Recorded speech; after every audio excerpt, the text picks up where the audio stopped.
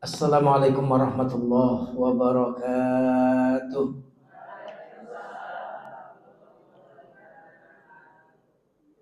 Indah bintang di tengah langit, indah bunga di tengah taman. Dari sambutan jawaban salam kelihatannya belum sarapan. Semoga yang jawab salamnya semangat dalam waktu dekat pergi haji dan umroh. Assalamualaikum warahmatullahi wabarakatuh.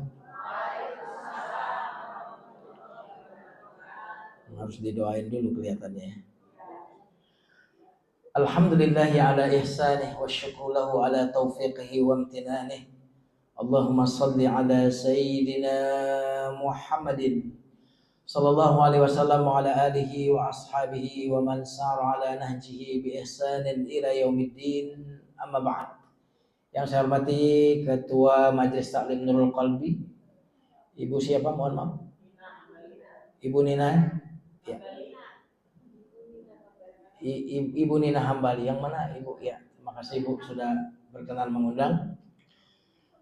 Ibu-ibu sekalian yang saya tidak sebutkan satu persatu, semoga ibu-ibu yang hadir di majelis yang baik ini, keluarganya menjadi keluarga yang sakinah mawaddah warahmah, anak-anaknya menjadi anak-anak yang solihin dan solihat, amin ya rabbal alamin.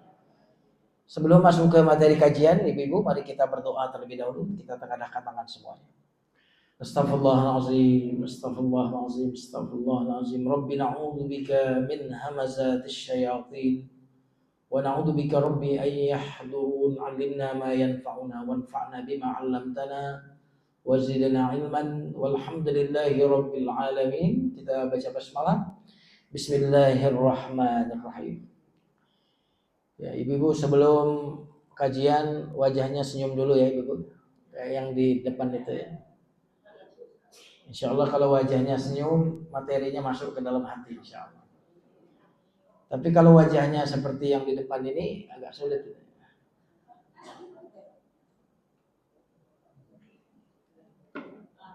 Oh, itu. Pagi-pagi udah manyun ya. Nah, insyaallah ibu-ibu semuanya sudah tersenyum semua, tanda bahwa semua yang hadir di sini tawadhu semua. Amin. Rendah hati ya. Makanya kepalanya sudah mulai nunduk, rendah ya. Nunduk, ngantuk maksudnya. Baik, ibu-ibu sekalian yang dimuliakan Allah. Tema kita hari ini tentang tetangga. Oh, tetangga. Saya pernah berkunjung ke satu tempat, ibu-ibu, ke komplek teman saya. Saya dikasih alamat. Terus saya tanya sama warga di situ, kenal papa ini nggak? Dia bilang gitu. Ternyata dia nggak kenal, padahal sebelahan rumah. Oh nggak kenal Pak, saya bilang. Kata dia begitu ya. Padahal dia sebelah rumah itu pas. Saya telepon di mana? Ya Allah sebelahan nggak kenal.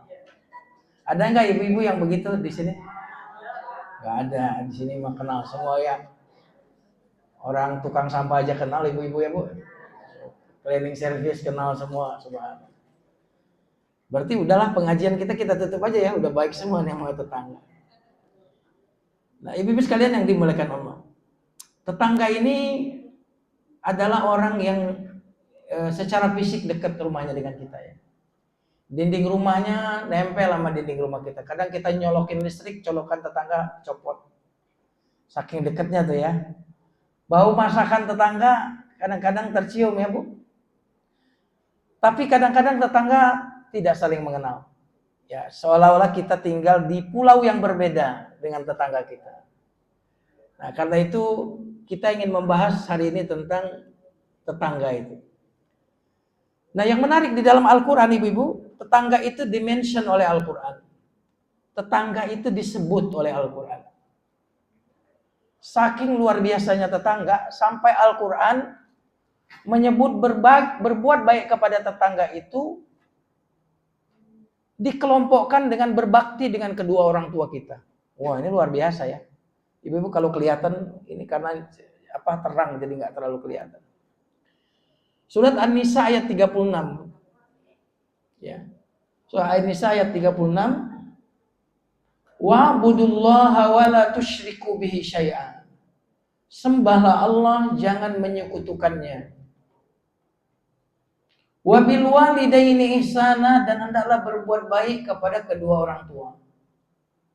Habis itu nanti bicara tetangga, Bu.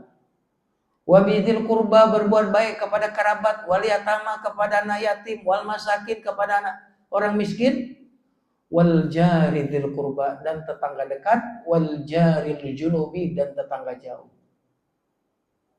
Yang menarik di sini, perintah untuk baik sama tetangga itu dikelompokkan, diurutkan dengan berbakti kepada kedua orang tua, ya kan? Ini berarti ini ibadah yang sangat mulia, ya kan, Bu? Benar nggak nih? Kan sembah Allah tauhid, sembahlah Allah, ini tauhid. Berbuat baik kepada kedua orang tua. Wah, ini kalau dikelompokkan dengan kelompok-kelompok yang hebat, berarti ini ibadah hebat. Contoh ya, Bu, kalau dalam bahasa Indonesia nih, saya bilang begini sama ibu-ibu. Saya beli rumah mewah di Pondok Indah. Saya nih, contohnya. Dan saya beli rumah di Pondok Indah, dan kira-kira kalau dannya itu dan tisu, matching nggak, Bu? Enggak. Mestinya kalau saya bilang saya beli rumah mewah di Pondok Indah, dannya apa kira-kira yang pas? Mobil juga bukan mobil sembarangan ya, Bu ya? Mobil mewah. Kenapa, Bu? Karena sudah nyebut rumah mewah. Maka dan itu harus sepadan dong dengan rumah mewah. Nah, di sini sembahlah Allah dan berbuat baiklah kepada kedua orang tua. Dan kalau disebut dan kepada tetangga di sini, tetangga dekat dan tetangga jauh, berarti berbuat baik kepada tetangga itu sepadan dengan berbuat baik kepada siapa? Wah, ini luar biasa. Nah, ibu-ibu sekalian yang dimuliakan Allah, coba kalau kita langgar ini ya, menyembah selain Allah, apa namanya, Bu? Syirik. Dosa besar atau dosa kecil?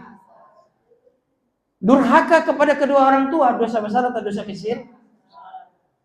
Berarti kalau jahat sama tetangga, karena dikelompokkan dengan kalau dilanggar ini dosa besar. Syirik dosa besar, durhaka kepada kedua orang tua dosa besar, dan tentu karena dikelompokkan dengan dosa besar, jahat kepada tetangga juga dosa besar. Sebagaimana kalau kita baik kepada tetangga, ibadah besar. Nah, ini poin yang pertama yang ingin sampaikan. Nah, ibu-ibu sekalian yang dimuliakan Allah, berarti ibadah di dalam Islam itu bukan cuma sholat, bukan cuma puasa, ya, Bu, tapi berbuat baik kepada tetangga itu juga bagian dari ibadah. Subhanallah. Jangan sampai kita cuma memahami ibadah hanya ritual belaka. Nah, ibu-ibu sekalian yang dimuliakan Allah, mari kita lihat lagi berikutnya. Tetangga adalah parameter keimanan. Kalau ibu mau lihat orang beriman beneran sama enggak, lihat baik sama tetangga apa enggak. Karena orang yang jahat kepada tetangga berarti yang rusak tuh imannya. Orang yang beriman enggak mungkin dia jahat sama tetangga. Berarti kalau kita ingin tahu kualitas iman kita, lihat bagaimana sikap kita dengan tetangga. Mari kita lihat hadisnya ya, Ibu. Hadisnya. Man kana yu'minu billahi wal yaumil akhir. Barang siapa yang beriman kepada Allah dan hari akhir, falyuhsin ila jari.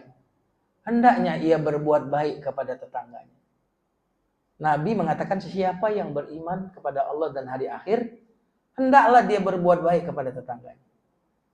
Berarti ukuran keimanan seseorang itu, Ibu, bukan di retorika, bukan di buku.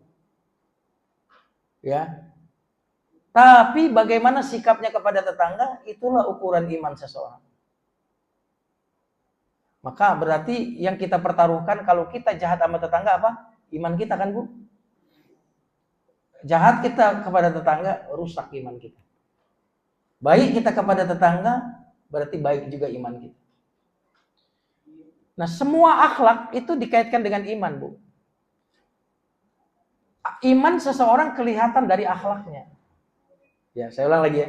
Iman seseorang kelihatan dari akhlaknya. Maka kalau kita lihat hadisnya ini, Bu, man kana yu'minu billahi wal yaumil akhir falyukrim dhaifah.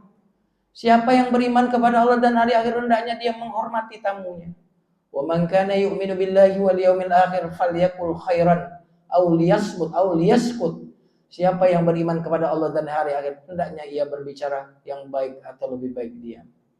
Berarti kalau kita mau lihat, iman itu kan nggak tampak.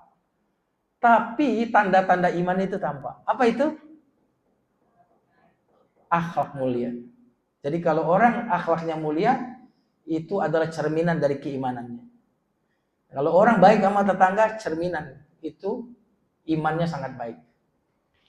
Nah, ibu-ibu sekalian yang dimuliakan Allah, yang berikutnya ini dahsyat. Nabi bersumpah. Yang bersumpah siapa, Bu?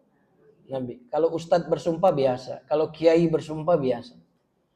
Tapi kalau Nabi yang bersumpah, ngeri gitu. Nabi bersumpah dan sumpahnya 3 kali. Kira-kira kejahatan apa ya dilakukan oleh orang ini?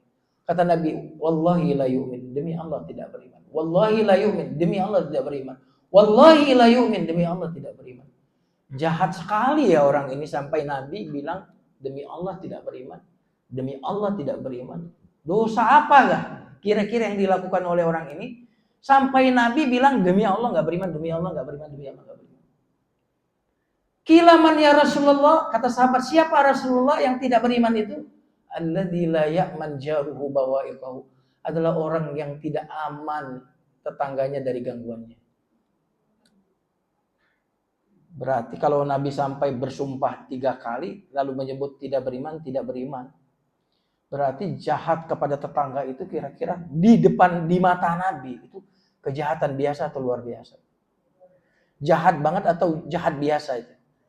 Bayangin, Nabi bilang demi Allah nggak beriman, demi Allah nggak beriman, demi Allah nggak beriman. Itu berarti luar biasa kejahatan kepada tetangga itu. Bukan kan ada kejahatan biasa, ada kejahatan ekstra ordinary kata orang sekarang itu, kejahatan yang sangat luar biasa seperti narkoba itu kejahatan extraordinary, ya kan? Nah, maka di mata agama kita tetangga jahat kepada tetangga itu sampai Nabi bersumpah demi Allah tidak beriman, demi Allah tidak beriman. Kayaknya saya minum dulu ya, Bu. Sudah. Aus.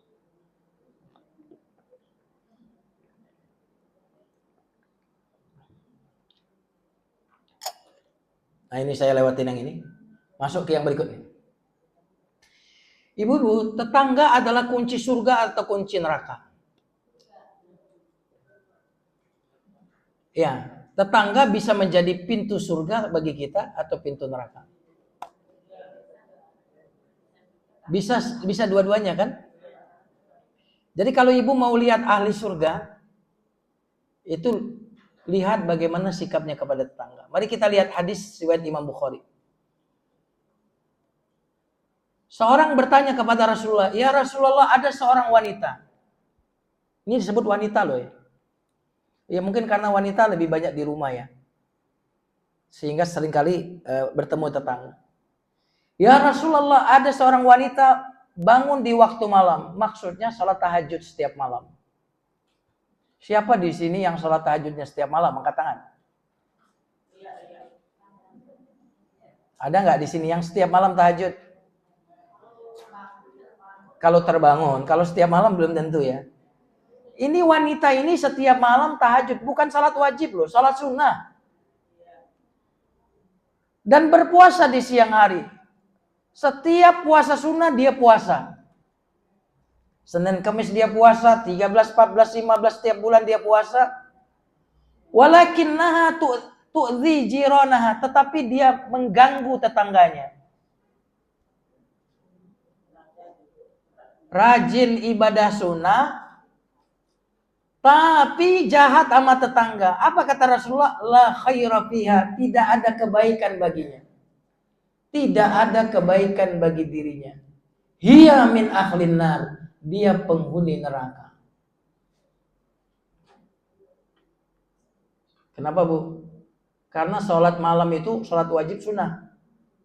Sunnah. Puasa Senin Kamis sunnah atau wajib?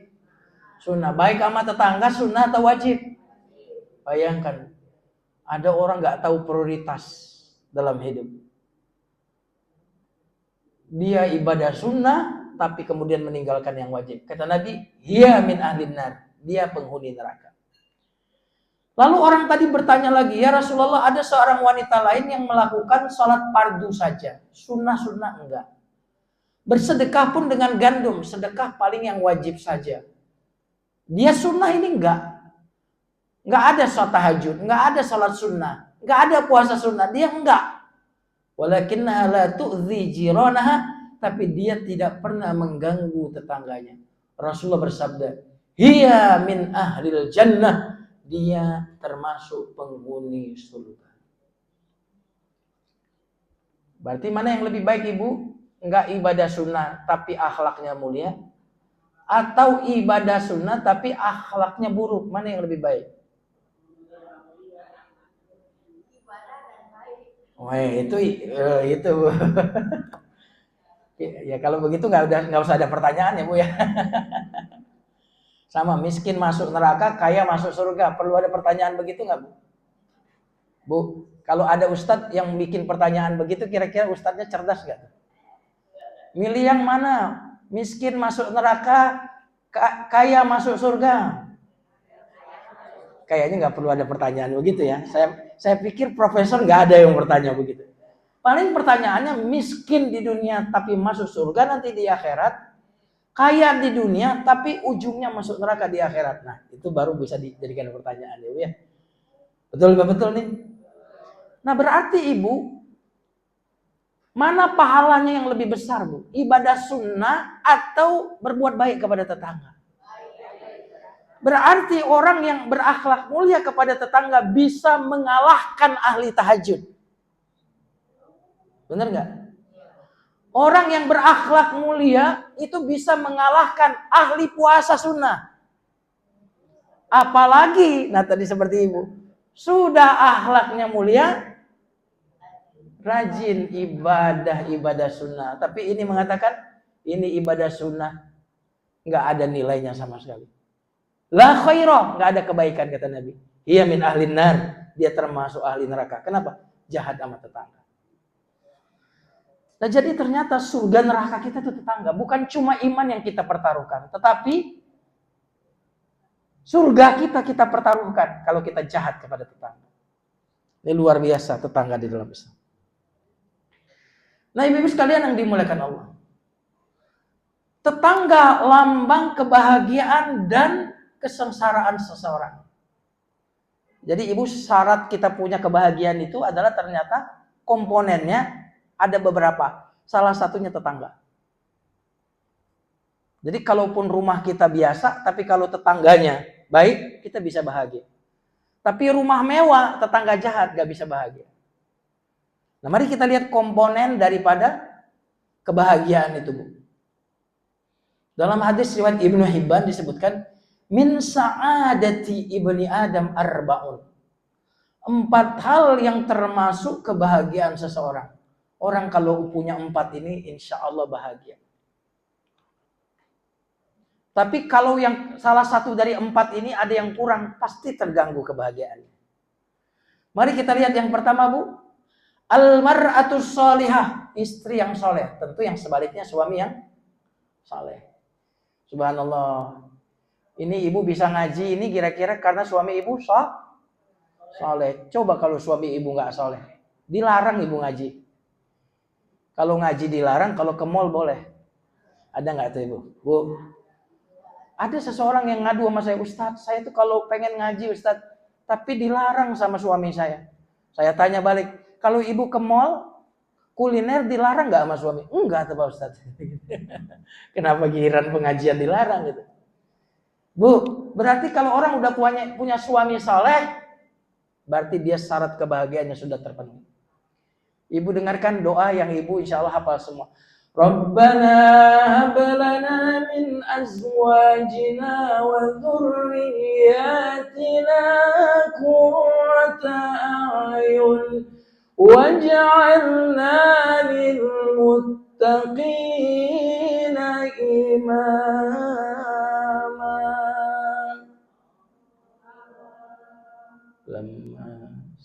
Lemas amat sih Allahnya ya. Waj'alna lil muttaqina imama.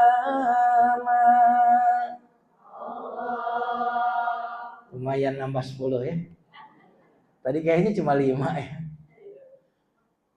Rabbana ya Allah hablana, anugerahkan kepada kami azwajina, pasangan, wa dzurriyyatina, keturunan, qurrata a'yun, yang menjadi penyejuk hati.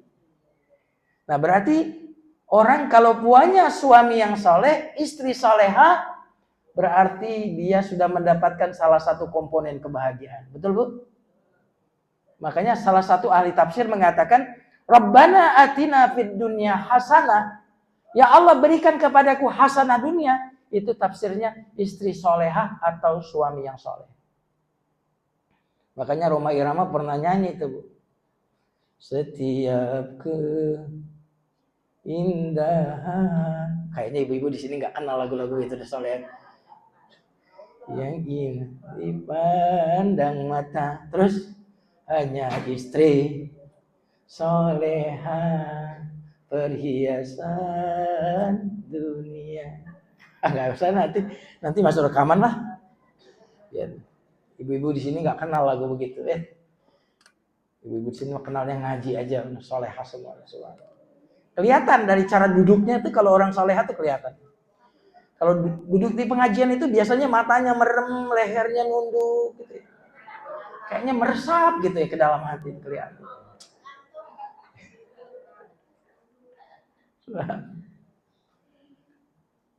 Jadi yang pertama, bagian dari kebahagiaan seseorang adalah istri soleh atau suami yang soleh. Yang kedua, wal maskanus soleh, tempat tinggal yang layak, tempat tinggal yang luas. Nah luas ini ada dua artinya Bu. Luas memang rumahnya luas, yang kedua rumah karena hatinya luas. Ya Sobat. Kalau rumah luas itu namanya bahasa Inggrisnya house. House. Tapi kalau hatinya yang luas namanya home. Betul ya Bu? Home sweet home atau house sweet house? Berarti beda kan house dengan home ya? Dalam bahasa Inggris tuh kalau house itu rumah fisik, itu house namanya. Kalau home itu artinya apa? Nyaman. Nah, hatinya nyaman, home. Nah, ibu-ibu sekalian yang dimuliakan Allah, Nabi rumahnya nggak luas, tapi hati beliau yang luas. Iya kan? Seluas apapun rumah kita, kalau hati kita sempit, rumah itu terasa sempit. Maka bisa jadi arti rumah di sini rumah beneran yang luas, atau bisa jadi hatinya yang luas. Itu yang kedua. Nah yang ketiga disebut ada wal jarus saleh, tetangga yang baik, tetangga yang saleh, tetangga yang saleh disebut. Makanya dalam hadis dhaif hadisnya Bu, al jar qoblad dar, adalah beli tetangga sebelum beli rumah. Jadi dalam Islam itu ibu, kalau beli rumah itu beli tetangganya dulu sebelum beli rumah. Hah? Bu, ibu lihat semua pengembang developer rumah itu kalau jualan, yang dia ceritain rumahnya atau tetangganya. Pengumuman jualan rumah dekat dengan tol. Terus apa lagi Bu? Dekat dengan stasiun, dekat bandara. Terus apa lagi? Rumah sakit, sekolah-sekolah internasional. Ya. Tapi yang disebut rumahnya atau tetangganya?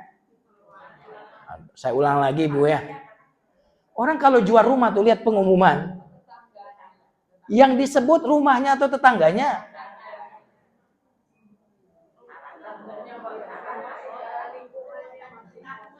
Lingkungannya Bu. Yang disebut lingkungannya atau rumahnya? Bahkan dihitung 5 menit ke bandara, sekian menit ke stasiun. Yang disebut lingkungannya atau rumahnya? Berarti yang membuat rumah itu mahal, rumahnya atau lingkungannya? Nah, berarti yang paling penting beli rumah apanya? Lingkungannya. Yang paling penting lingkungannya. Rumah ibu ini kalau di kampung mungkin murah loh harganya. Tapi karena tempatnya di sini bisa 1 miliar lebih rumah ibu. Benar ya? Coba ukuran rumah kita sekarang di kampung, mungkin 100 juta pun nggak sampai. Kenapa? Lingkungan. Maka yang paling penting itu adalah beli lingkungan, beli tetangga sebelum beli rumah. Makanya dalam hadis dhaif, artinya sanad hadis ini dhaif, al-jar qabla dar, tetangga sebelum rumah. Bu, Ibu waktu mau beli rumah di sini, apanya dulu yang dilihat, Bu? Lingkungannya. Ya. Ada masjid apa enggak dulu? Belum, subhanallah. Ini berarti Ibu lebih hebat. Saya yang membuat lingkungan, Ustaz. Gitu. Enggak ada masjid, diriin masjid, Ustaz. Enggak ada sport center, kami adakan sport center. Ini udah hebat. Saya dulu paling penting rumah ada masjid enggak? Makanya rumah saya di Villa Bintaro Regency, Bu. Itu 4 rumah saja dari masjid. Jadi masjid, terus hitung rumah keempat adalah rumah saya. Di Jalan Boulevardnya itu, masjid itu 2, 3, 4 rumah saya. Kenapa? Oh ada masjid, oh kriterianya udah bagus. Oh ada TPA di masjid, kriterianya sudah bagus. Dekat sekolah-sekolah Islam, oh dekat An-Nisa, dekat Aulia, dekat apa lagi? Al-Mubarak, wah strategis di sini. Banjir, nggak apa-apa banjir setahun sekali. Waktu itu malah banjir pun saya beli. Tapi alhamdulillah sekarang nggak banjir. Nah ibu kalau sudah beli rumah karena tetangganya, nanti waktu jual rumah, jual juga tetangganya. Bu, jual juga tetangganya. Rumah saya ini 1,5 miliar. Tapi karena tetanggaan sama masjid, ini belum saya hargain loh bertetangga dengan masjid. Tetangga dengan masjid ini 200 juta. Terus sebelah masjid ini ada tetangga saya, Pak Ustadz di situ. Oke, kalau begitu rumah saya plus tetanggaan masjid, plus tetanggaan dengan Pak Ustadz, berarti 2 miliar. Nyambung nggak? Halo? Iya. Jadi ibu-ibu sekalian yang dimuliakan Allah, tetangga sebelum rumah. Berarti kalau rumah ibu luas, suami ibu soleh, tapi tetangga jahat, berantem melulu. Kayak yang di Malang itu loh. Sahara PS, Kiai Imin, saya nggak bilang siapa yang salah. Itu urusan pengadilan. Tapi kira-kira keduanya bahagia nggak tuh? Satunya pengusaha, satunya dosen, nggak akan bahagia sudah. Saya pikir keduanya secara finansial punya tuh. Tapi tetangga yang jahat itu seperti neraka. Saya tidak bicara siapa yang jahat di antara keduanya, bukan urusan saya. Nah, ibu-ibu sekalian yang dimuliakan Allah Subhanahu wa taala. Yang berikutnya adalah wal markabul hani, kendaraan yang nyaman. Subhanallah. Kendaraan yang nyaman. Dan alhamdulillah kita ini nyaman semua kendaraan. Bahkan ibu-ibu bisa gonta-ganti mobil tiap hari, Bu. Go-kar. Hari ini naik Alphard, ya. Besok naik Innova, udah gitu gonta-ganti supir lagi. Subhanallah. Kayak banget ya, Bu ya. Bosan naik mobil, Gojek. Subhanallah. Ibu-ibu, kita kalau soal duit sama Firaun, banyakan Firaun loh. Tapi kalau soal fasilitas hidup, kita lebih baik fasilitas hidupnya daripada Firaun. Setuju? Firaun nggak pernah ngerasain AC begini, nggak pernah dia Firaun. Menikmati mic begini nggak pernah Firaun. Firaun nggak punya motor, nggak punya mobil, bener nggak Bu? Halo? Berarti memang duit Firaun lebih banyak. Tapi kalau fasilitas kehidupan jauh lebih baik kita dibandingkan. Setuju nggak ibu-ibu? Karena belum ada di zaman itu. Berarti kalau orang nggak bahagia sekarang ini karena dia nggak bersyukur sebenarnya. Karena dari sisi fasilitas, kita sudah mengalahkan fasilitas raja-raja di zaman dahulu. Ibu mau air panas, nggak perlu masak lagi, Bu.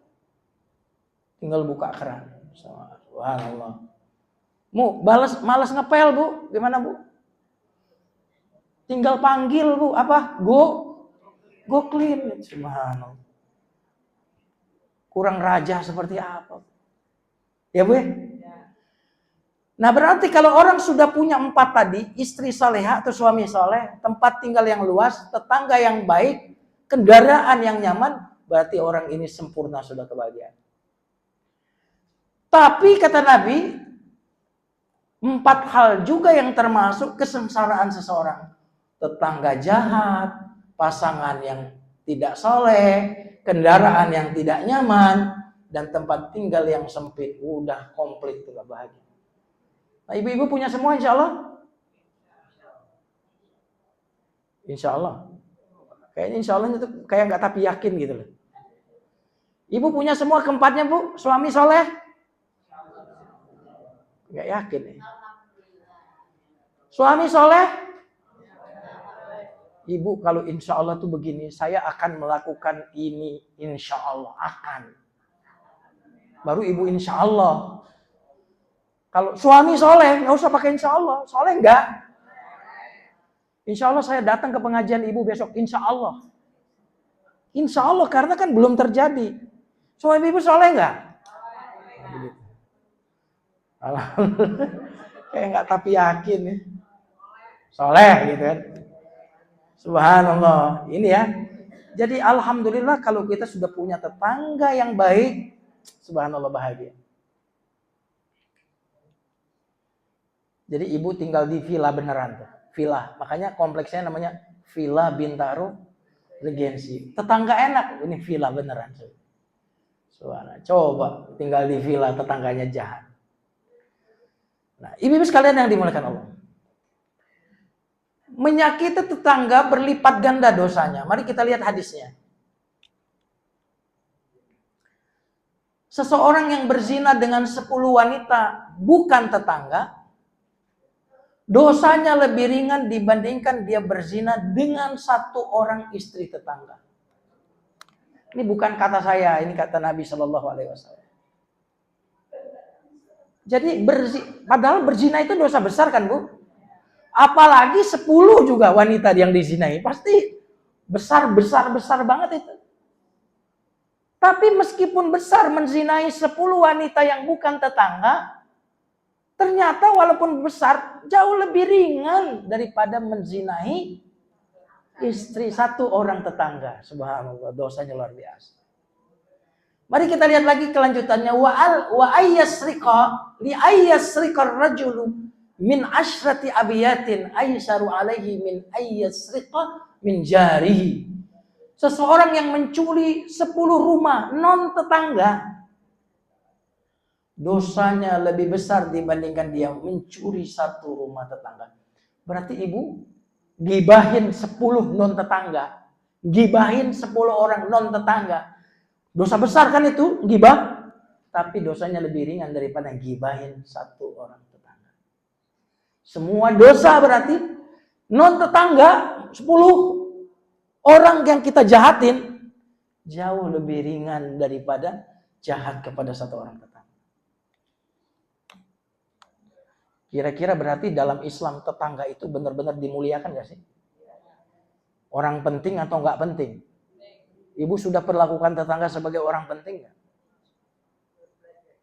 Baru belajar semua. Kalau kita lihat hadis-hadis ini, berarti tetangga itu kayak kita memperlakukan pejabat banget ya. Bener nggak? Subhanallah. Luar biasa. Nah, kiaskan seluruh dosa, berarti dosa 10 orang non tetangga lebih ringan daripada dosa kepada 1 tetangga. Kenapa bu? Tetangga itu mestinya adalah orang yang kita jaga, ya kan? Kita ini menjaga tetangga, bukan jahat sama tetangga. Kok pagar makan tanaman, kan gitu ya? Kita ini pagar bagi tetangga kita, supaya dia selamat aman. Nah, ibu-ibu sekalian yang dimuliakan Allah. Seorang laki-laki tanya kepada Nabi, ya Rasulullah, bagaimana saya tahu saya orang baik atau saya ini orang jahat? Saya ingin tahu apakah saya ini benar orang baik atau saya ini orang jahat. Bagaimana saya tahu ya Rasulullah kalau saya ini orang baik? Takutnya saya ini ngaku-ngaku doang orang baik. Ngerasa baik. Apa kata Nabi SAW? Jika tetanggamu, idza qala jiranuka faqad ahsanta faqad ahsanta. Jika tetanggamu berkomentar, kamu orang baik, berarti engkau orang baik. Tapi jika tetangga berkomentar, faqad asakta, engkau tidak baik, faqad asakta, engkau bukan orang baik. Subhanallah. Sehingga kalau tetangga nanti di hari kiamat menggugat kita, Bu, dia jahat, dia menutup pintunya dariku ya Allah, pasti masuk neraka itu. Jelas.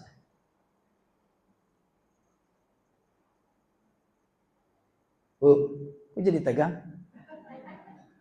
Coba nanti ibu pulang ke sini, berubah ibu dengan tetangga. Beneran. Di akhirat dia bilang, ini tetangga saya jahat ini. Pasti diterima kesaksiannya, Bu.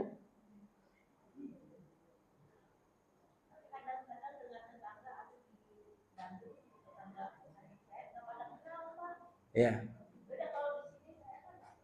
Berarti beruntung ya lah ibu ya tinggal di sini ya. Selamat. Oke, ibu-ibu sekalian yang dimulakan Allah. Khairul ashabi indallah khairuhum li sahibi. Sahabat yang paling baik di sisi Allah adalah yang paling baik sikapnya terhadap sahabatnya. Wa khairul jiran indallah khairuhum li jari. Tetangga yang paling baik di sisi Allah adalah yang paling baik sikapnya terhadap tetangganya. Ini hadis ini ingin mengatakan orang baik, kalau mau tahu orang baik, yang beneran baik adalah lihat bagaimana sikap tetangganya. Karena tetangga itu sulit kita acting, Bu ya. Kalau saya ini kan nggak tetangga sama ibu ya. Jadi kan pasti saya penampilannya kan terbaik ya, Bu ya. Karena sekali-sekali ketemu sama ibu. Tapi kalau tetangga ya saya parkir di situ. Ya kan, Bu? Saya kadang-kadang ada yang perbaiki, kedengaran sama tetangga, masakan saya kecium sama tetangga. Jadi saya itu kalau diundang tetangga, Bu, jauh lebih bagi saya prestis daripada diundang non tetangga. Makanya kalau ada undang ceramah tetangga itu saya tersanjung benar. Benar ya, Bu? Alhamdulillah saya selain ceramah di luar, rutin di kompleks saya, Bu. Saya ceramah seminggu sekali di sebulan sekali di pengajian PBR masjid kami. Bagi saya bangga bener saya. Bangga bener saya itu bagi saya. Kenapa, Bu? Saya dianggap sama tetangga. Dianggap sama komplek itu sehingga saya rutin pengajian. Bayangkan ibu saya ceramah di luar. Tapi komplek saya nggak pengen itu dengar ceramah saya.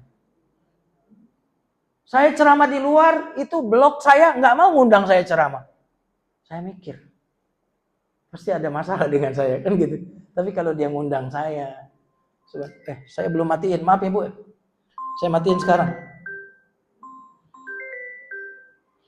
Saya biasanya matiin ini, Bu. Ini tumben kok. Saya nggak matiin. Maaf, ini ganggu tetangga ibu. Ya, ini kan saya lagi ngajar, nggak boleh. Ibu adalah prioritas bagi saya. Kecuali kalau istri saya nelfon. Hormat kan gitu. Nah, ibu-ibu sekalian yang dimuliakan. Nah, ini yang terpenting dari pembahasan kita pada hari ini. Level adab kepada tetangga. Ibu ini insya Allah, kalau tadi kita bicara tentang ideal, bahwa kita punya tetangga yang baik. Kalau ini subhanallah Ibu. Karena terkadang kita nggak survei dulu kan siapa tetangga kita kan, Bu. Tahu-tahu kita beli rumah di situ. Setelah beli rumah baru tahu tetangganya jahat. Iya kan? Gimana kalau sudah terlanjur? Nah, nanti ada tipsnya di sini.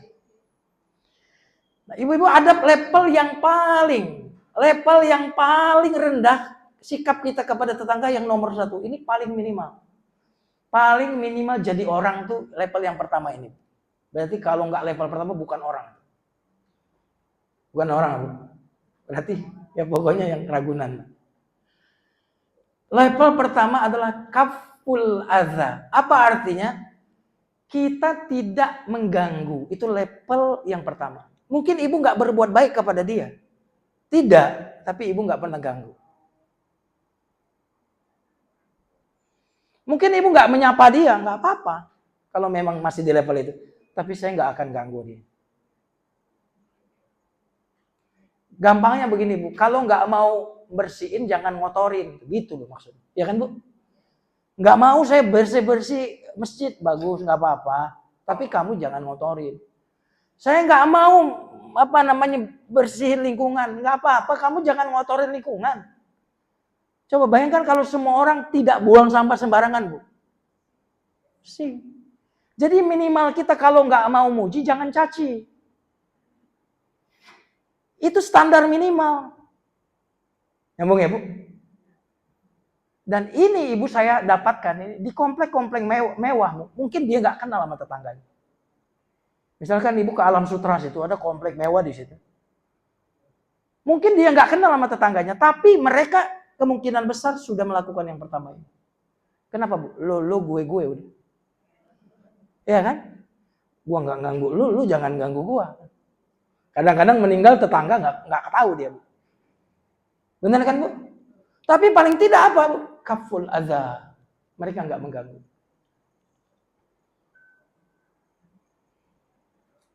Coba bayangkan kalau tetangga sudah melakukan yang pertama ini saja Bu. Tidak mengganggu sudah.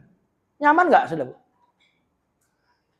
Tidak menyetel musik kenceng-kenceng. Apa? Son horek gitu.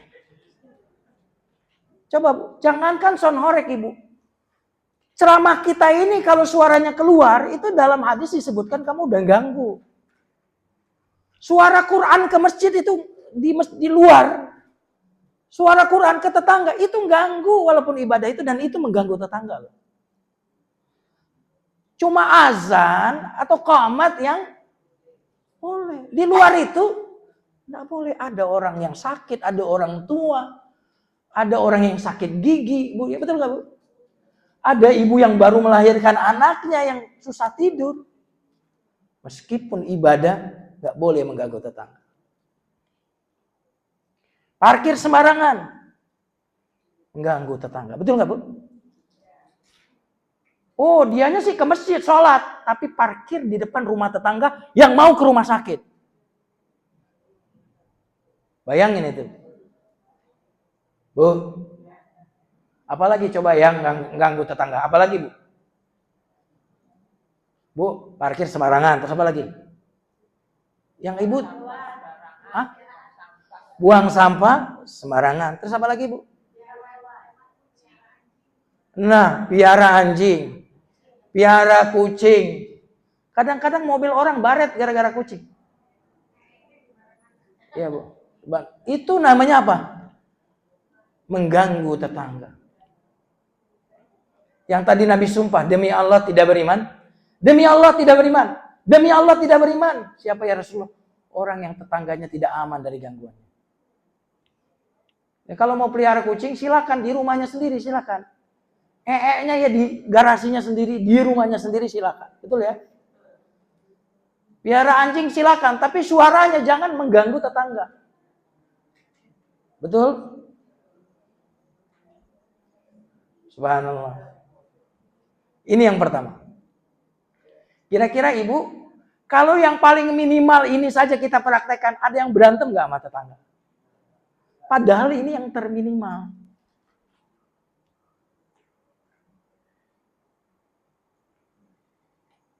Apalagi ya ganggu tetangga? Jemuran netes ke tetangga. Bu, apalagi coba?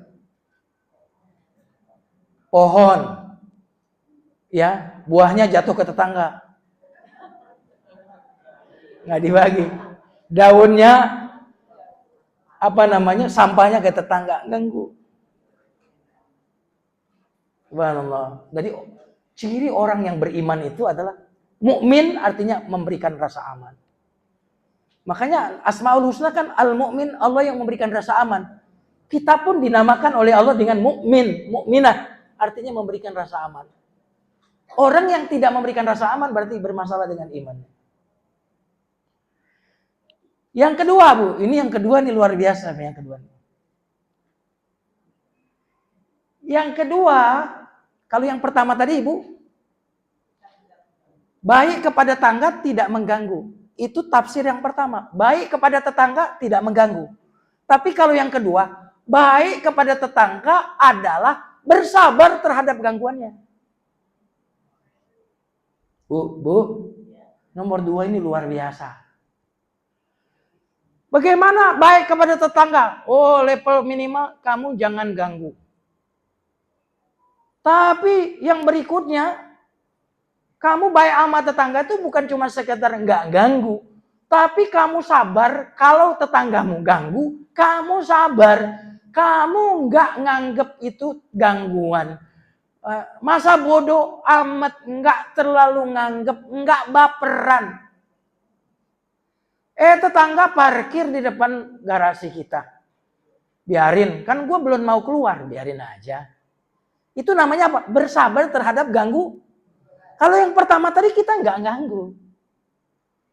Tapi kalau yang kedua ini, tetangga ganggu, tapi kita nggak terlalu menganggap itu gangguan. Apa sih namanya sih? Masa bodoh amat kurang tepat ya. Mbudek, tahu nggak mbudek? Bu, ada orang yang caci ibu nih. Tapi ibu mbudek. Tersinggung nggak ibu? Nah, jadi maksud yang nomor 2 ini mbudek. Atau buta. Atau buta, Bu? Nggak ngelihat kejelekan tetangga. Menampung seluruh keburukannya. Tetangga buang sampah di tong sampah kita. Biarin. Ntar juga diangkut sama tukang sampah. Kalau ibu mau masalahin, masalah nggak, Bu?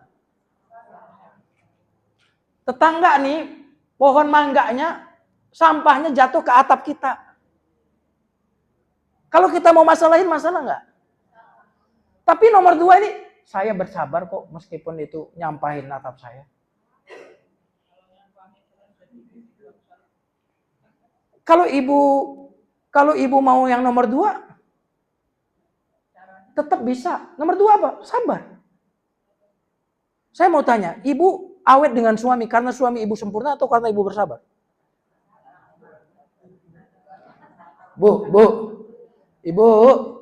Ibu rumah tangganya awet sampai sekarang karena suami ibu sempurna atau karena ibu bersabar? Berarti ibu menjalani rumah tangga dengan kesabaran kan? Sabar memang kan gitu.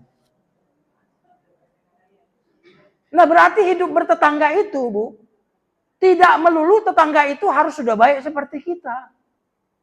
Alhamdulillah kalau tetangganya sudah baik seperti kita. Itu keberuntungan kita. Ya kan? Karena kita survei dulu, nanya-nanya dulu. Tapi kalau tetangga kita tidak baik, kita tetap bisa tak terganggu. Kenapa? Dengan sabar. Jadi contohnya ya, Nabi itu ibu. Nabi itu rumah tangganya beliau jalani juga dengan kesabaran. Nggak terlalu nganggep masalah. Contohnya ya, Nabi nanya sama Aisyah, Aisyah ada makanan nggak hari ini? Kata Aisyah nggak ada ya Rasulullah. Rasul simple, nggak terlalu nganggap masalah, nggak ngomel-ngomel. Kata Rasulullah, kalau begitu saya puasa. Izan fa inni shaim. Selesai kan? Sama suami ibu. Mah ada masakan nggak? Nggak ada, Bi. Oh kalau begitu Abi puasa ngasih uang belanja.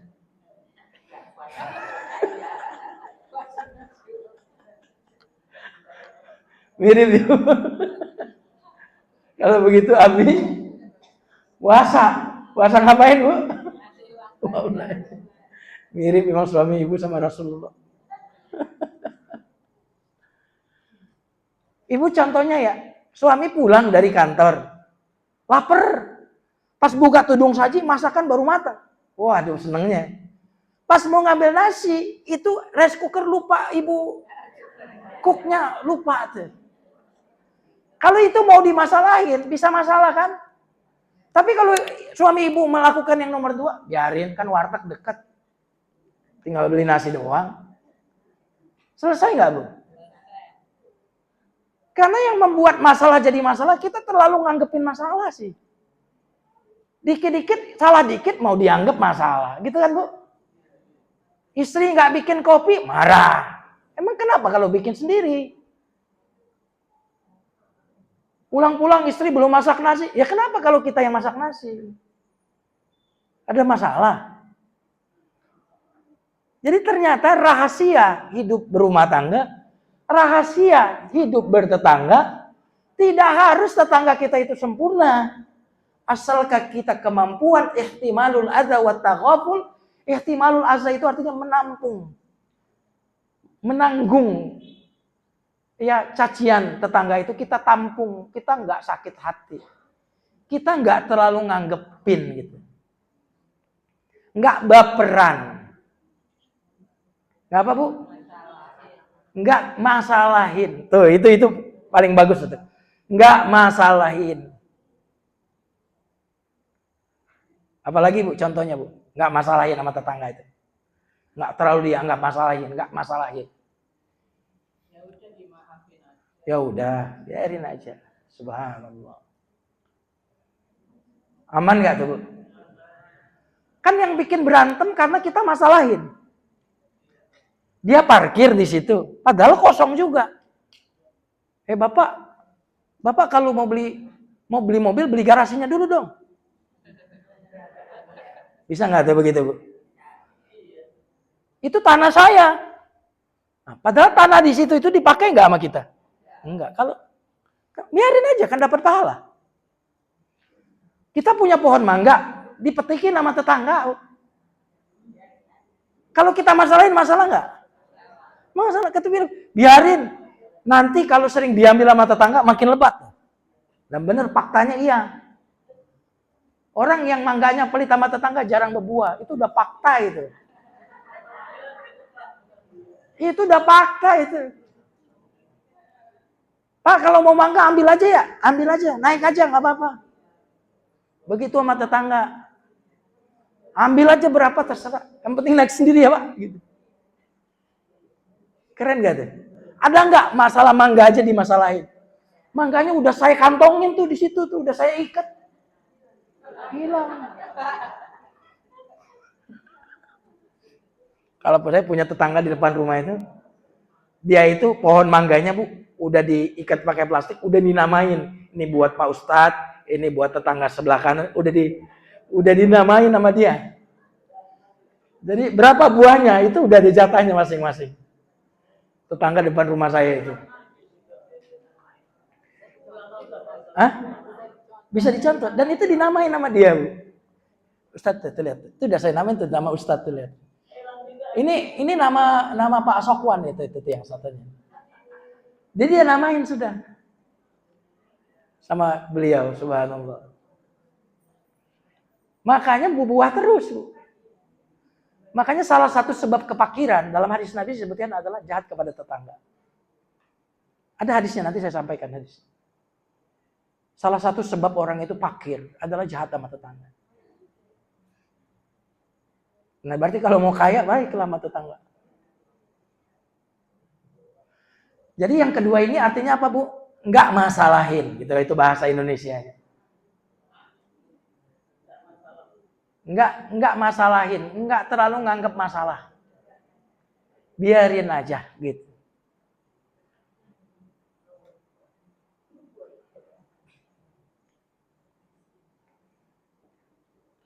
Saya punya tetangga yang anaknya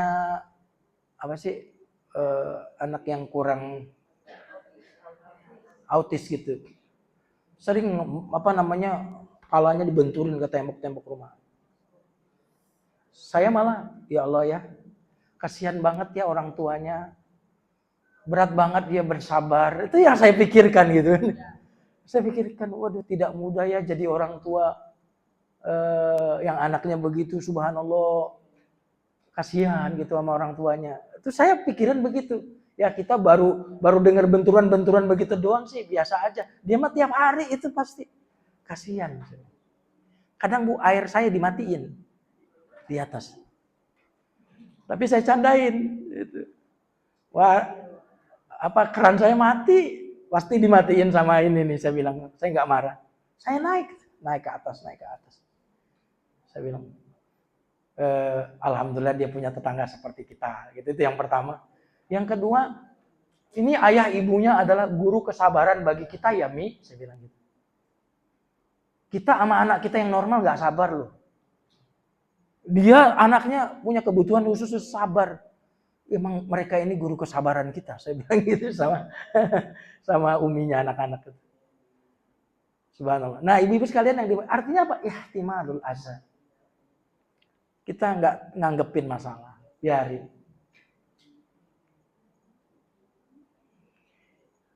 Nah, ibu-ibu yang berikutnya, dan ini yang tertinggi kepada tetangga yang ini. Kalau yang tadi adalah ini yang paling minimal, ini yang tengah.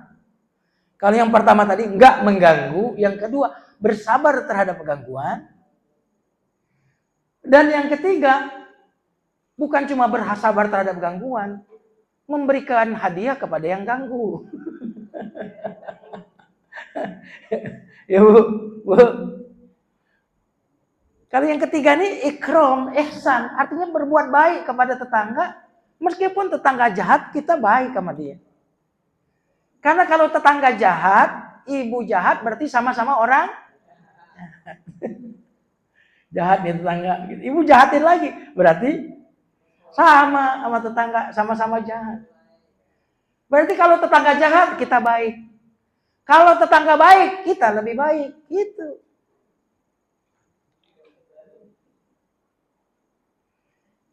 Ikram ini memuliakan. Kalau ibu ngasih dilempar gitu ke orang, itu namanya memberi tapi tidak memuliakan. Kalau ikram itu memberi tapi memuliakan orang ini. Ihsan, ini berarti perbuatan baik yang paling optimal.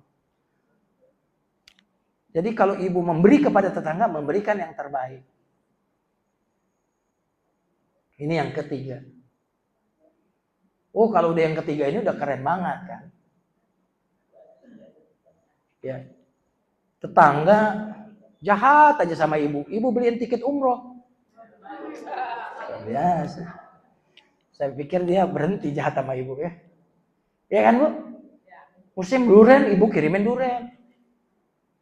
Musim mangga, ibu beliin mangga. Tertulis itu mungkin 1 kilo, 2 kilo. Tiba-tiba tetangga, kok saya nggak minta tetangga? Coba dilihat, yang ngirim. Oh, tetangga sebelah. Coba ibu. Kalau udah begitu, ibu ngajak ke majelis taklim juga gampang. Pasti mau dia kan Bu? Bener nggak Bu? Bu? Ya ibu, tiba-tiba dia dapat kiriman makanan. Kan sekalian ibu kirim makan. Tiba-tiba ibu ngajak ke majelis taklim, ada pengajian hari ini. Saya pikir dia susah nolak.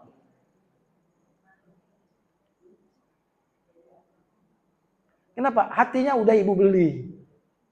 Hatinya udah ibu kuasai. Udah ibu sentuh dengan kebaikan ini. Nah, kalau kita belum di level yang berikutnya ini, ya paling tidak inilah. Ini. Berarti orang yang berantem sama tetangganya itu belum menerapkan akhlak Islam yang paling bawah sekalipun. Benar nggak Bu? Bahwa tetangga jahat ya kalau kita nggak ladenin ya nggak akan berantem.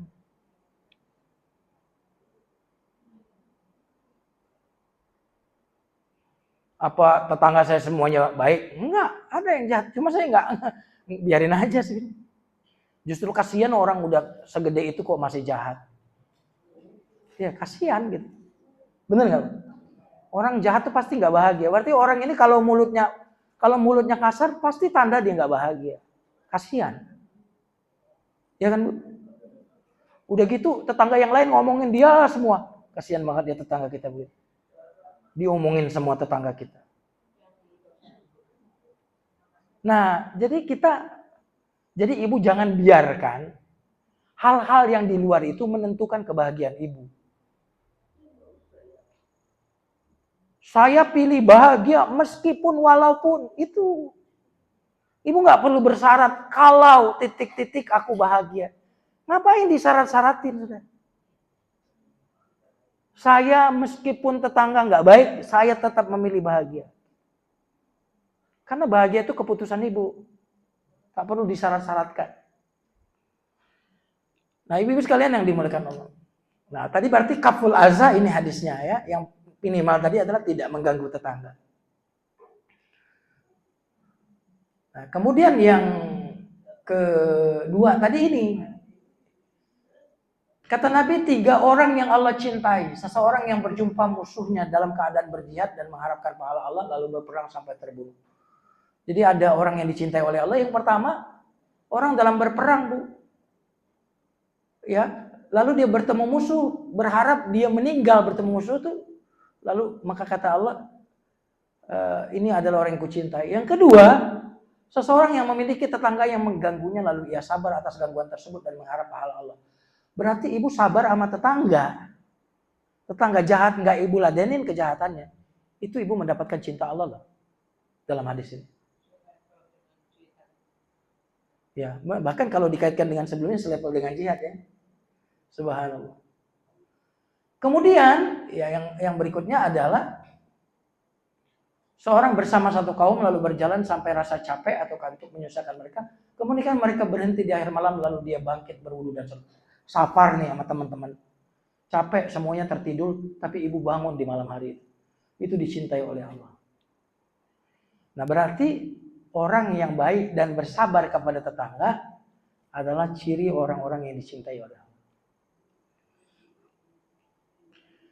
Ja'a rajulun ilan nabi yashku jarahu. Seorang laki-laki datang kepada Nabi mengeluhkan tetangganya. Kata Nabi, bersabarlah. Pulanglah dan bersabarlah. Fa'atahu marrataini, datang kedua kali kata Nabi, izhab fasbir, sabar. Au salasan, datang lagi yang ketiga kali mengadukan tetangganya. Kata Nabi, izhab fasbir. Sabarlah. Kemudian datang berulang kali yang berikutnya kata Nabi, kalau begitu izhab fatrah mata'aka fit tariq. Pulanglah engkau lalu taruhlah semua perabotan rumahmu di luar rumahmu di jalan. Jadi perabotanmu meja, kursi taruh di jalan. Lalu orang-orang kemudian maka dia meletakkan seluruh perabotnya di jalan. Manusia yang jalan di tempat itu bertanya kepadanya, kenapa perabotmu ini kok ditaruh di jalan? Lalu orang ini menceritakan tentang keadaan tetangganya itu. Lalu setiap orang yang lewat situ melaknat tetangga yang jahat tadi. Semoga orang ini ya sebagaimana dia jahat kepadamu, semoga dia mendapatkan keburukan. Semoga dia mendapatkan pokoknya semua orang yang lewat caci tetangga itu. Faja'ahu ilaihi jaruhu, lalu tetangganya tadi yang jahat datang kepadanya. Faqala lahu, tetangga jahat ini bilang, irji, pulanglah engkau. La tara minni syai'an takrahu.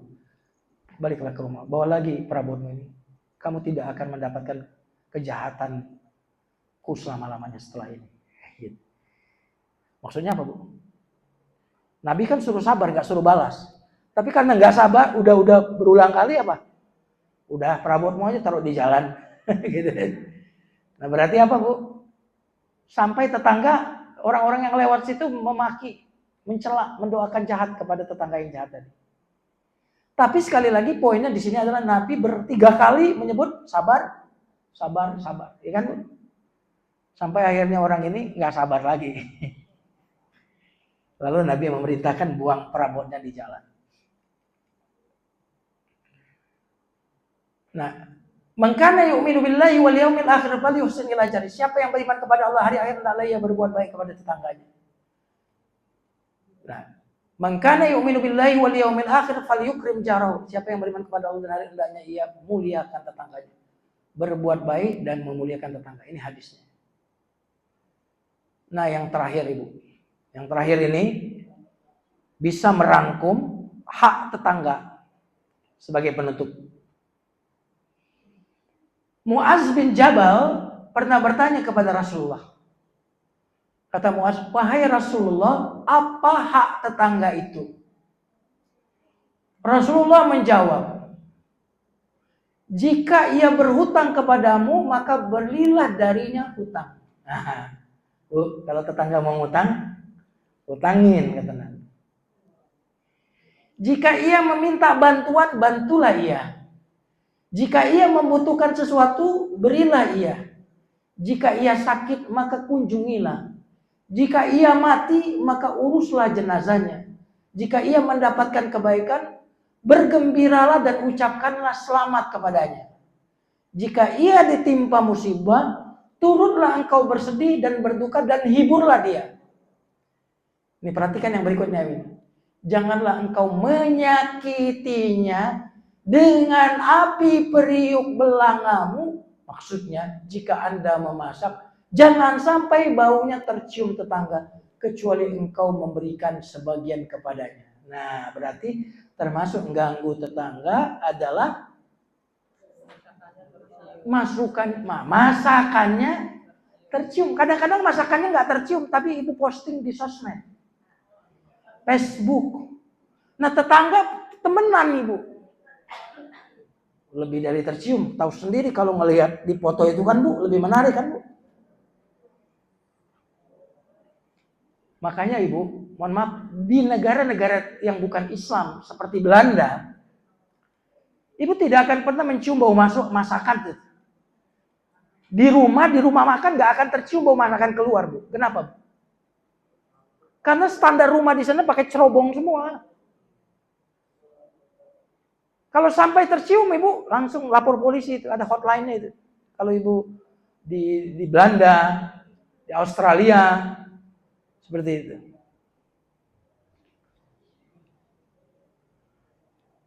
Janganlah engkau mempertinggi bangunan rumahmu agar bisa melebihi rumahnya dan menghalangi masuknya angin. Nah, kecuali atas izin tetangga. Berarti untuk bangun rumah tinggi saja kalau dalam Islam, izin sama tetangga, saya mau ningkat. Ya. Kenapa? Itu akan mempengaruhi cahaya matahari masuk ke rumahnya terhalang. Sirkulasi udara dia akan terhambat. Kecuali atas izinnya. Lihat bagaimana tetangga ini kayak pejabat ya. Benar ya Bu? Benar nggak Bu? Kayak pejabat benar di dalam Islam. Jika engkau membeli buah, maka berikanlah sebagian buah itu kepadanya. Jika engkau tidak mau memberinya, maka masukkanlah buah itu ke dalam rumahmu dengan sembunyi-sembunyi. Kalau ibu beli makanan, bagi tetangga. Kalau nggak ingin bagi, jangan sampai waktu masukin ke rumah itu kelihatan tetangga. Kadang-kadang sengaja banget. Padahal nggak berat-berat banget begini bawahnya.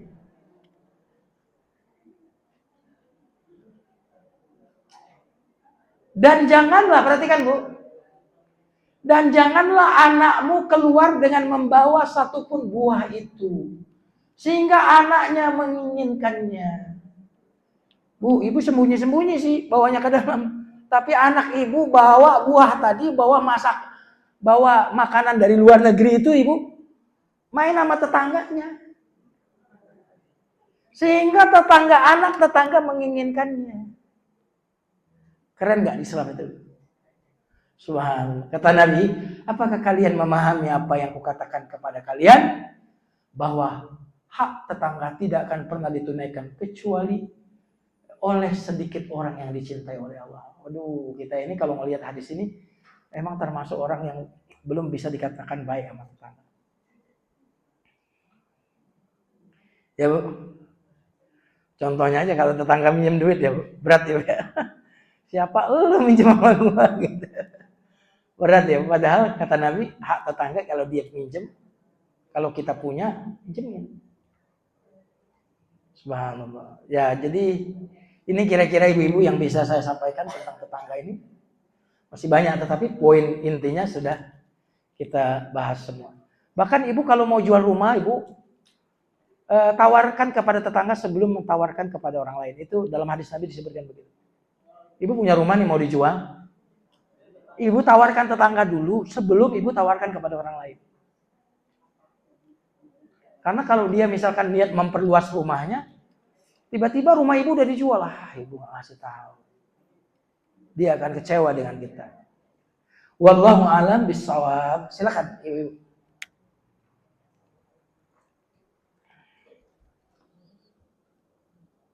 Tanya jawab, Ustaz. Ya, silakan.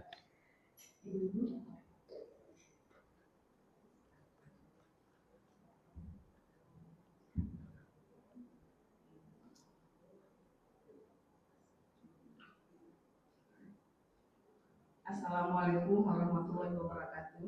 Waalaikumsalam warahmatullahi wabarakatuh. Silakan. Pak Ustadz, saya sebenarnya banyak sekali yang mau ditanyakan, tetapi banyak juga ide-ide yang lain. Saya cukup dua aja lah ya Pak Ustadz ya. Dengan tema tetangga tetangga. ini temanya sangat menarik sekali. Ini terjadi pada diri saya sendiri Pak Ustadz. Jadi begitu indahnya kita berbaik dengan tetangga. Iya. Ya, tetangga saya Pak Ustadz itu teman juga, sama kerja satu komplek. Tetapi beliau itu, saya nggak sebutkan namanya ya, dengan saya dia baik, tapi di belakang saya diperguncingkan. Saya tahu, karena yang dikatakan ke orang itu teman juga sama saya, tapi bagi saya sahabat aja. Itu yang Pak Ustadz. Kemudian teman ini, tadi kejadiannya juga ya Pak Ustadz, saya pergi ngaji ini, dia tuh merasa tidak nyaman, tidak senang melihat saya. Mau kemana sih? Kata dia. Astagfirullahaladzim. Iya. Ya mau ngaji ikut yuk, saya ajak dia Pak Ustadz. Oh enggak mau. Terus kata saya dalam hati sama suami tadi sambil jalan, ya Allah kenapa sih kok tetangga teman begitu gitu ya Pak Ustadz ya. Iya. Kemudian tetangga ini juga Pak Ustadz, kita satu komplek. Jadi saya sebut saja namanya tetangga saya itu si A. Oh iya, si A ya. Jangan disebut maksud saya. Si A. Oke. Baik dengan saya Pak Ustadz. Ya. Dia ini juga marah dia ke saya. Terus kata saya, oh ibu suka berteman ya sama dia. Ya apa salahnya dia baik sama saya. Oh bagus, saya berantem kemarin sama dia kan. Sampai suaminya saya itu kan juga. Terus saya dalam hati, Masya Allah. Ya Pak Ustadz ya. Emang tetangga saya yang si A ini kehidupannya lebih tinggi dari dia. Jadi ada sifat dirinya, ada sifat dirinya. Kemudian tetangga saya itu kemarin beli mobil baru lagi. Dia lapor lagi ke saya, pergi dia ke rumah saya. Saya tahu oh ini pasti gosip lagi. Jadi perbuatan saya dosa enggak Pak Ustadz ya? Saya sengaja mengumpat. Kalau kita pendengar yang baik kan dosa juga ya Pak Ustadz. Iya betul. Ya dia si A itu ini. Terus saya mau keluar, ada teman saya itu saya minum. Saya balik lagi ke dalam Pak Ustadz ya. Jadi saya ngambil kesimpulan, saya juga udah bersabar ya Pak Ustadz ya, kadang-kadang melihat tetangga dan teman saya itu saya juga kurang respect gitu ya Pak Ustadz. Kalau ada dia, saya nggak jadi keluar begitu Pak Ustadz. Apakah tindakan saya seperti itu salah? Itu yang pertama Pak Ustadz. Iya bagus. Kemudian yang kedua masalah tanaman tadi ya Pak Ustadz ya. Kebetulan di depan rumah saya itu ada duren ya, yang nanam suami sendiri. Tapi waktu perdana berbuah pertama, saya kasih tetangga semuanya. Kita hanya menyicipi bukan buah ya Pak Ustadz, 2 biji ya. 2 biji ya. Iya. Terus tetangga saya nomor 1 rumah saya, nomor 2 rumah dia. Yang rumah dia yang nomor 2 tuh Pak Ustadz, tetangga saya satu tembok. Dia ustazah Pak Ustadz. Tapi maaf mulutnya agak gila. Terus katanya begini, Bu, ini pohon durian Ibu mengenai rumah saya kadang enggak loh Pak Ustadz. Saya kan bisa juga ya. Tapi kalau angin ya emang ya kena kerasnya dikit dengan daun yang keringnya. Bu, potong yang ini ya Bu ya, rumah saya kena. Oh iya Ibu, maaf ya Ibu, saya cari orang dulu nanti saya pangkas kata saya gitu kan. Tapi saya bukan agak bisa apa gitu ya Pak Ustadz ya. Terus saya cari orang hari itu juga Pak Ustadz. Saya cari orang tukang sampah, Mas bisa nggak ke rumah, ada apa Bu? Minta tolong Ibu ya. Kenapa Bu, kan ada buahnya sayang kata gitu. Ya nggak apa-apa, karena ini rumahku ustazah kata saya gitu kan. Saya pangkas Pak Ustadz semua sehingga gundul semua dia itu terang sampai ke sini. Habis itu suami datang, ini kok munduran kenapa kata gitu kan. Agak marah suami sama saya, terus kata kenapa dipangkas katanya. Ya kena tetangga nggak kan nggak kena katanya. Sampai suami datang nggak usah kata gitu kan. Jadi padahal kalau berbuah dia pertama yang saya kasih Pak Ustadz. Saya kan nggak suka durian Bu, anaknya, suaminya semuanya suka. Karena saya nggak enak digitunya Pak Ustadz. Siap. Siap. Udah, terima kasih. Assalamualaikum warahmatullahi wabarakatuh. Waalaikumsalam.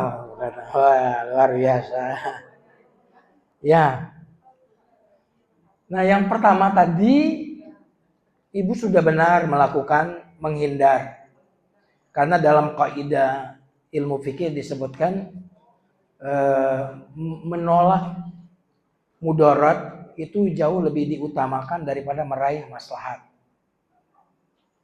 Ibu kan kalau ketemu takut gosip lagi kan, ya kan? Maka tidak bertemu itu kan untuk menolak mudarat. Nah, dalam kaidah fikih menolak mudarat itu jauh lebih dikedepankan daripada meraih maslahat. Contohnya nih ya.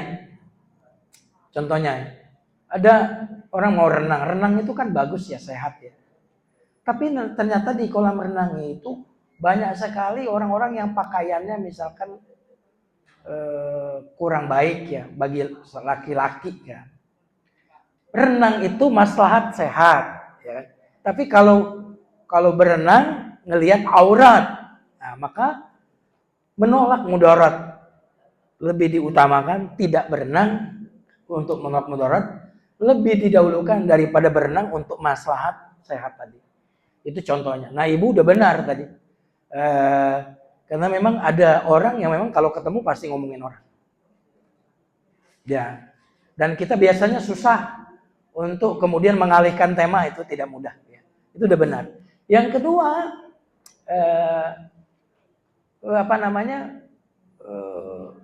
kadang-kadang pertama memang kita harus introspeksi, betul. Harus bening. Ini benar nggak mengganggu atau enggak. Buktinya kalau daunnya itu memang sampai kepada tetangga karena angin dan dia merasa terganggu. Faktanya memang itu masuk ke garasinya dia dan dia merasa terganggu. Itu memang sudah mengganggu. Ya.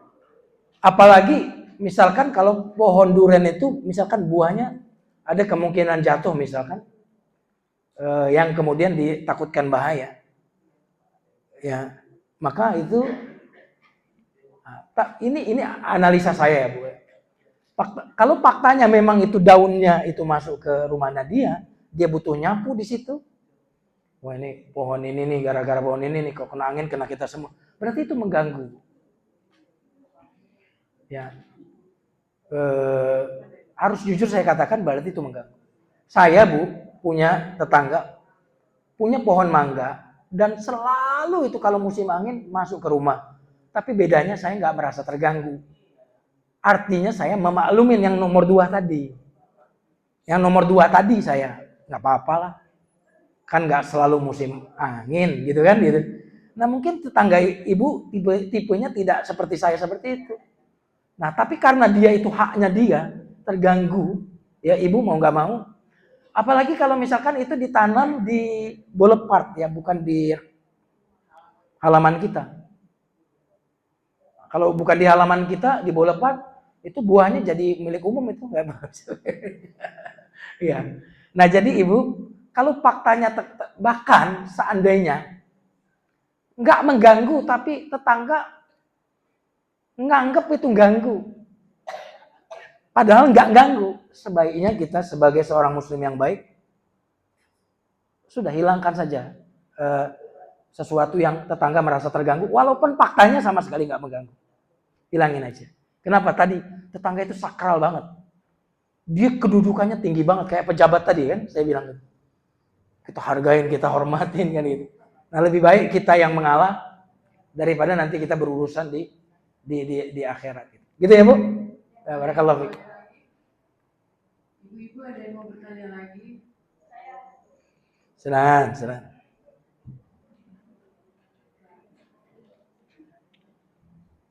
Silakan Bu. Assalamualaikum warahmatullahi wabarakatuh. Waalaikumsalam. Pak Ustadz, di rumah saya tuh ada tetangga tuh, ya, ada pohon bunga besar agak ke rumahnya dia. Kadang-kadang bunganya suka jatuh terus menegur ke saya. Katanya ada yang jatuh ke dia begini. Tapi sedangkan dia suka buang sampah ke tempat bagian rumah saya. Iya. Terus udah gitu, tapi saya nggak pernah ngomong. Iya. Saya bersihkan aja. Iya. Tuhan. Iya. Pokoknya saya tebak aja yang kemudian dia kayaknya marahin sama mantu saya, sama anak. Iya. Itu saya beli mahal. Terus di rumah sebelah ngomel, jadi saya tebak. Akhirnya saya bilang sama anak saya bilang kalau anak saya, mantu saya, silakan bilang sama orang tua saya. Iya. Tapi soal sampah nggak saya sampaikan. Terus dia punya anjing. Setiap saya jalan kaki, kejar sama anjing.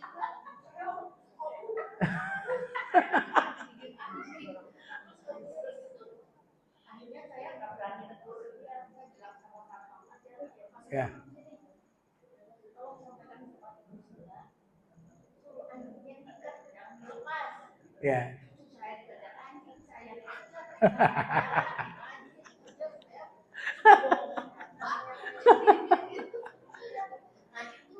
Ya, ya, Bu. Nah sekarang tapi ya salah nggak saya nyuruh dia bilang ke mantu saya aja, jangan ke saya. Iya, ya. Dan saya So- sekarang anjingnya alhamdulillah udah nggak ada. Ya, alhamdulillah. Ya, Taruh di mana saya juga nggak tahu. siap. Ya. Ya, Ibu, bagus sekali ya. Jadi selain memang bagus tadi Ibu bilangnya ke mantu saya aja udah benar. Yang kedua, memang mantu harus dikasih tahu juga bab tetangga yang tadi saya bilang kajian kita ini. Sampaikan kajian kita hari ini direkam masuk ke ini enggak, Bu? Ke YouTube. Ya, atau kesimpulannya kasih tahu kepada mantu Ibu bahwa kalau tetangga merasa terganggu, iya maksud saya bilang ke anak saya, ke mantu saya. Nah, Ibu juga harus bilang ke mantu Ibu yang sayang sama bunga tadi, yang mahal beli bunga tadi, kasih tahu juga bahwa apapun itu yang kita beli mahal, kalau tetangga terganggu, itu ancamannya berat dalam hadis Nabi. Jadi Ibu ngomong tetangga, bilang kalau ada apa-apa dengan bunga tadi, bilang jangan ke saya. Ke siapa tuh? Mantu ya? Ke mantu, Bu. Nah, sekaligus Ibu juga bilang juga ke mantu. Jadi ada dua. Ibu nasihati mantu bahwa apabila tetangga merasa terganggu, nah itu ancamannya keras. Nah, bagus. Ya. Iya. Makanya tadi yang saya bilang, ada tetangga seperti Ibu yang nggak apa-apa orang buang sampah.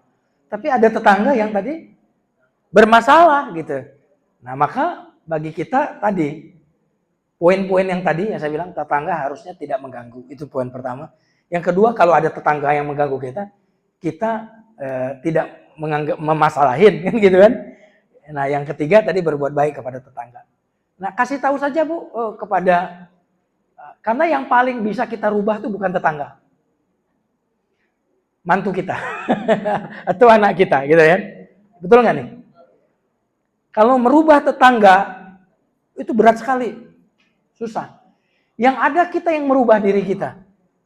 Merubah meletakkan pohonnya itu jauh lebih gampang daripada merubah isi hati tetangga supaya dia nggak apa-apa dengan itu masalah, ya kan? Nah itu kira-kira poin. Ya, kalau masalah anjing udah bagus, Ibu bilang sama satpam, yang lebih bagus aja bilang RT atau RW. Itu lebih kuat daripada bilang ke security sebenarnya. Bilang ke RT RW, nanti RT RW bikin semacam selembaran surat menegur gitu dengan baik-baik karena ada warga yang lapor. Ya gitu ya. Wallahu a'lam bishawab. Waalaikumsalam. Kayaknya bagus ya tema hari ini ya. Ini Pak Ustaz. Ya. Ada kadang tetangga tuh yang baru. Jadi emang ngontrak sih. Dia enggak. Apa? Tapi apa? Kontrak. Oh, ngontrak. Tetangga baru. Ngontrak. Tapi dia tidak memperkenalkan diri. Iya. Saya kadang sering mergokin gitu kan. Saya dasarnya dia dicuek aja. Nah, terus saya pernah ada selamatan.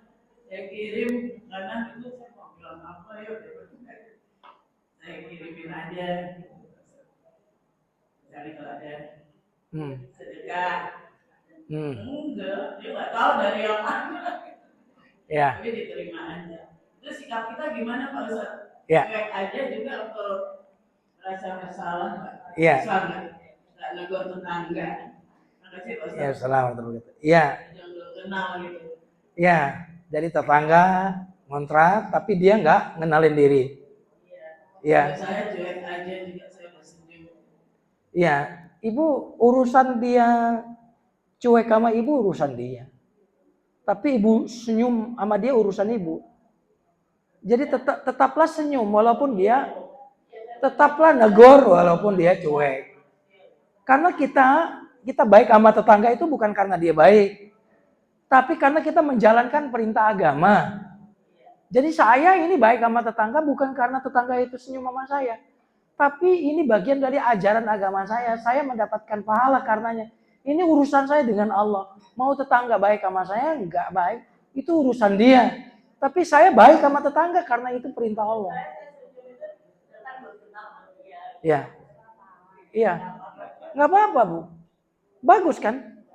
Justru senyum itu membuat dia senyum. Iya. Senyum ibadah. Dan ibu senyum gak rugi kok. Ibu senyum gak rugi. Karena senyum itu gak mengeluarkan energi. Senyum itu bikin sehat. Jadi ibu gak perlu bersyarat tetangga baik untuk menjadi kita orang baik. Saya akan baik kepada tetangga saya. Dia baik sama gak baik sama saya terserah dia.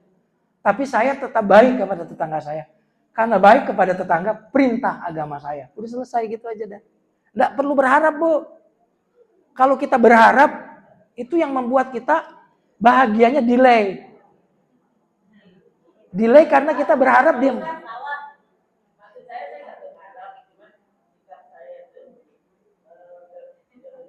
Udah benar, udah keren. Keren, Bu.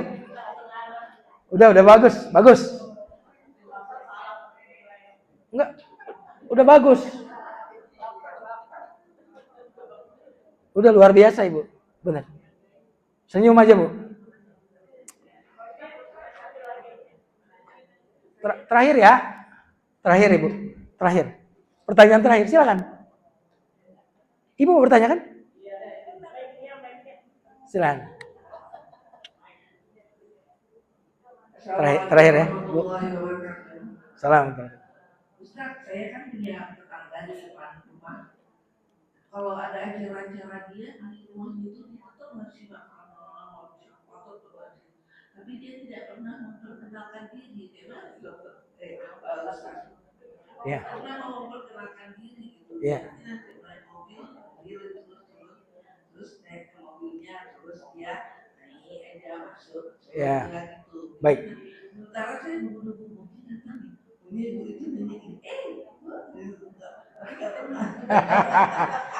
Nah, Ibu gini ya. Ya, baik. Jadi baik Ibu. Jadi gini, orang lain mau bersikap seperti apa tuh nggak bisa kita rubah ya. Nggak bisa kita rubah. Tapi kita bisa merubah diri kita. Misalkan kalau dia nggak mau ngenalin, kenapa kita yang tidak mengenalkan diri? Gitu ya. Jadi kalau kita mau kenalan sama dia nggak mau ngenalin, ya kita yang datengin. Kenalin Pak, gitu kan? Betul ya? Nah, jadi jangan terlalu melihat masalah itu pada orang lain.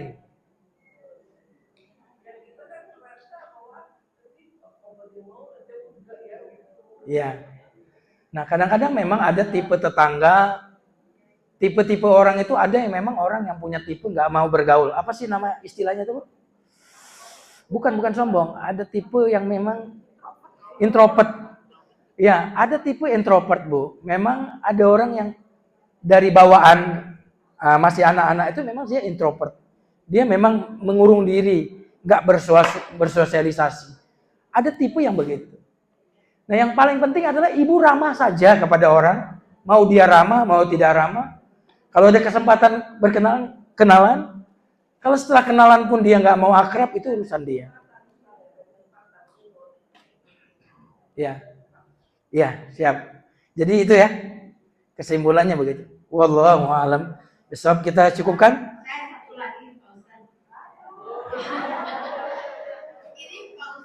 Saya serahkan ke host MC sebagai penanggung jawab acara. Boleh nggak? Kalau nggak boleh kita tutup. Ya, satu lagi. Ini adik saya bilang. Ya. Beb katanya, itu tetangga yang buat alpukat itu ular sama daunnya ke halaman katanya. Sama tadi pertanyaannya. Terus akhirnya adik saya bilang, Nah. malah si tetangga itu bilang, aduh Bu, itu alpukatnya enak katanya. Terus ngasih buah alpukat. Terus?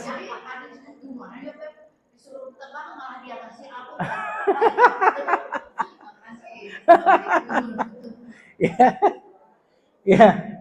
Ya, maksudnya ngasih alpukat biar nggak jadi marah. Ya, jadi Ibu, pokoknya apapun, apalagi tetangga udah ngomong. Kadang-kadang tetangga terganggu tapi nggak mau ngomong. Kitanya yang harus sensitif.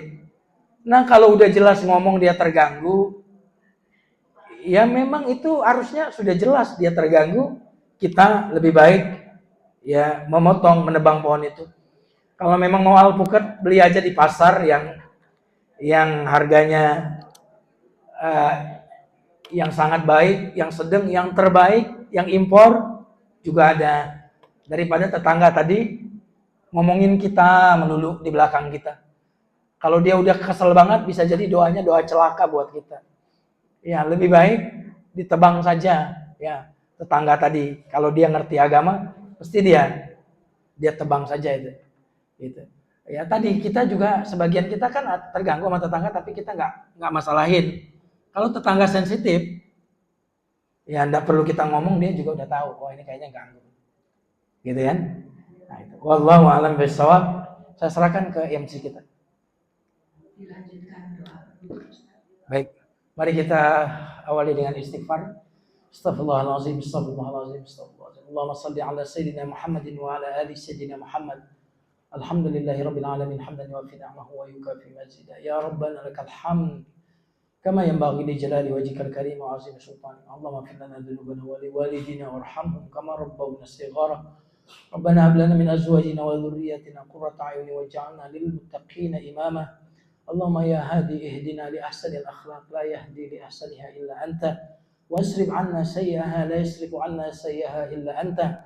ربنا آتنا في الدنيا حسنة وفي الآخرة حسنة وقنا عذاب النار سبحان ربك رب العزة عما يصفون وسلام على المرسلين والحمد لله رب العالمين والسلام عليكم ورحمة الله وبركاته. Alhamdulillah, baru saja Ustaz